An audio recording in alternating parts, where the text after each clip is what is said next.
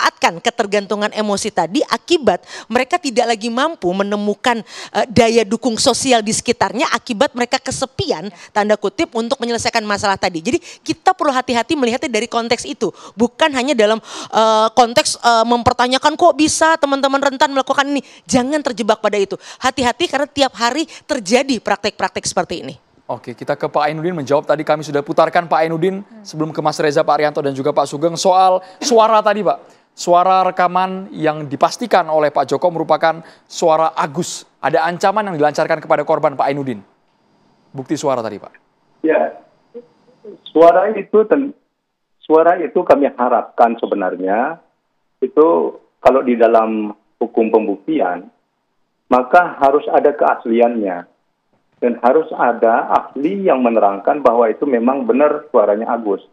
Tidak bisa kemudian Pak Joko, dalam hal ini kan beliau ini selaku Ketua Komisi Disabilitas Daerah, kemudian mengkonfirmasi bahwa itu adalah suaranya Agus.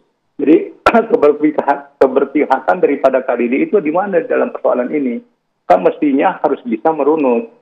Oke, kalau itu suaranya Agus, kita harus bisa pertanyakan bagaimana caranya memperoleh, terus kemudian bagaimana caranya dibuat pada saat itu, sampai kepada tangan penyidik. Apakah kemudian penyidik mengatakan sudah ada itu ahli yang menerangkan bahwa ini adalah benar asli?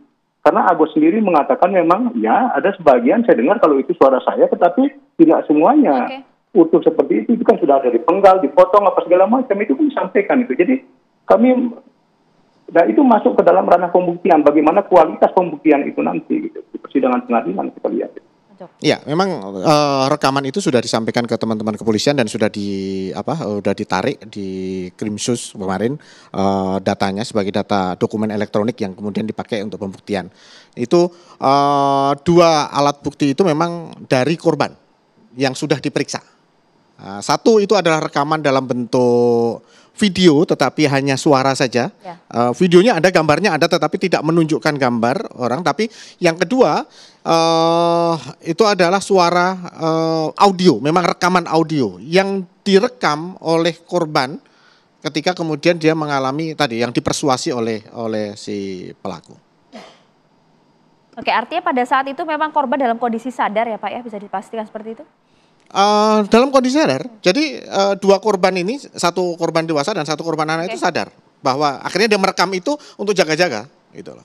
Baik, kita boleh ke Mas Reza. Betul kata Mbak Devi tadi, kita jangan terjebak dan juga mendiskreditkan kelompok rentannya, tapi tipu daya, dugaan manipulasi kata demi kata sehingga korbannya terus berjatuhan. Bahkan jumlah laporan sudah 15 orang, Mas Reza.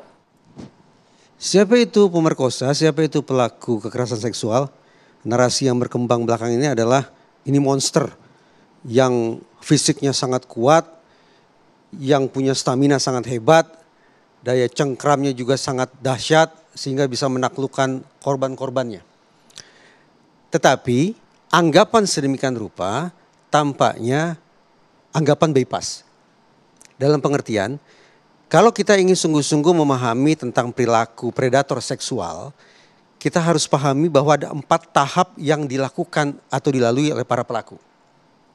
Sebutan yang saya deskripsikan barusan itu, saya katakan sebagai anggapan yang bypass, anggapan yang potong kompas, karena seolah-olah kalangan tersebut, kalangan yang tidak yakin bahwa penyandang disabilitas bisa melakukan kekerasan seksual, langsung berfokus pada tahap keempat. Berarti, agar kita punya kesamaan persepsi, sehingga kita bisa mengevaluasi kembali simpulan kita tentang mungkinkah atau tidak mungkinkah penyandang disabilitas melakukan kekerasan seksual, kita mulai dari tinjauan tentang tahap pertama. Tahap pertamanya adalah intention, niat. Tahap keduanya adalah preparation, persiapan. Pada tahap kedua ini, seorang calon pelaku sudah mulai menimbang-nimbang. Modus apa gerangan yang saya akan gunakan? Ada 2 modus yang dominan dilakukan oleh para pelaku kekerasan seksual. Pertama adalah modus yang bisa membuat korban atau target ketakutan luar biasa.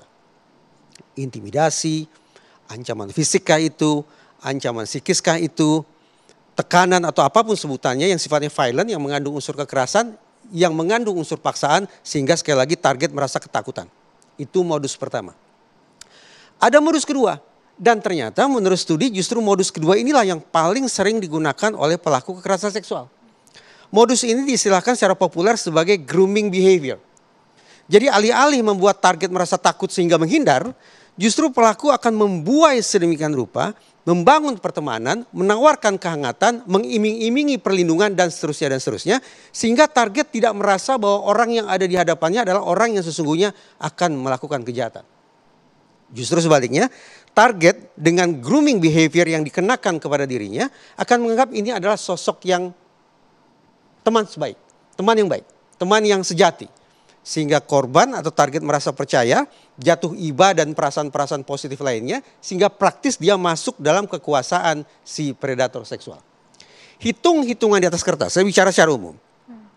Kalau kita bicara tentang penyandang disabilitas dengan jenis tunadaksa, maka hitung-hitungan di atas kertas memang sulit bagi penyandang tunadaksa untuk melakukan modus yang pertama, yaitu modus kekerasan. Tetapi sebaliknya, mungkin akan lebih besar peluangnya bagi yang bersangkutan untuk berhasil mengincar targetnya sekiranya dia menggunakan modus berupa grooming behavior. Nah, kalau ternyata grooming behavior itu berhasil memikat target, masuklah ke tahap ketiga.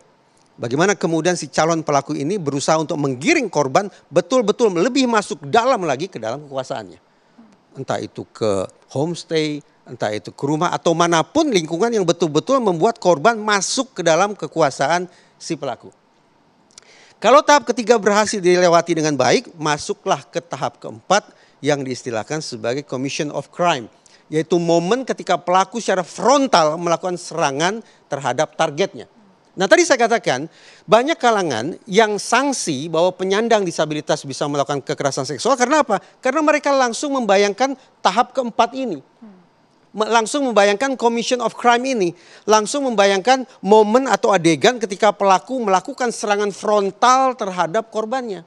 Nah kalau pandangannya atau anggapannya langsung ke tahap keempat, memang sulit bagi kita untuk memahami bahwa ternyata penyandang disabilitas bisa melakukan kekerasan seksual.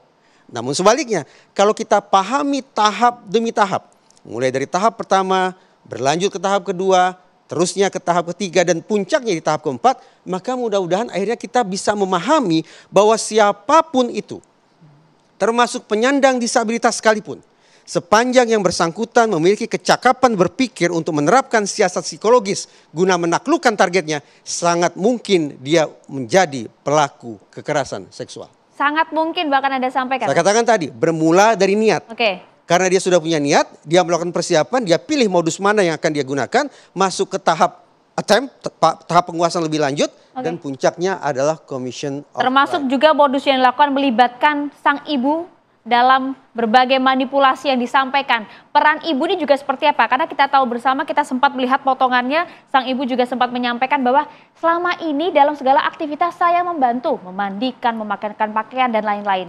Apa yang bisa Anda lihat dari sini? Dijawabin nanti boleh ya, sesaat lagi usai jeda berikut ini.